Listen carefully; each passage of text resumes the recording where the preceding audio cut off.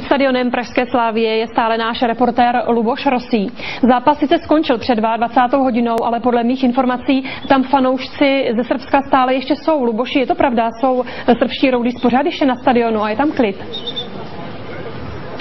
Hezký večer, tak ostatně na tu otázku si můžete odpovědět sami pohledem naší kamery. Právě za náma i teď v téhleté chvíli stojí srbští fanoušci, ale zároveň tady také stojí velké množství policistů.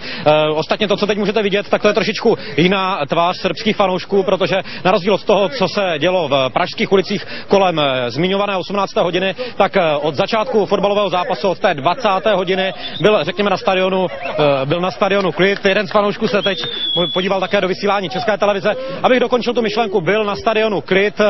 V téhleté chvíli je všechno připraveno k tomu, aby fanoušci opustili nejenom přímý přenos České televize, ale aby opustili také Prahu. Policie má samozřejmě přijatá opatření, která by měla zamezit jakýmkoliv dalším incidentům, ať už tady v prostoru stadionu, ať už v Praze, anebo při té cestě na hranice. O těch ještě předpokládám budeme hovořit.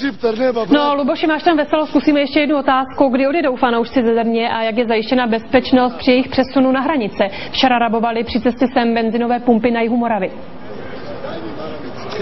Tak já se přiznám, že v té atmosféře, která tady vznikla během našeho živého vstupu, jsem tu otázku přesně neslyšel, ale předpokládám, že bude diváky České televize zajímat především cesta srbských fanoušků domů. Takže pojďme se blíže seznámit s informacemi od policie.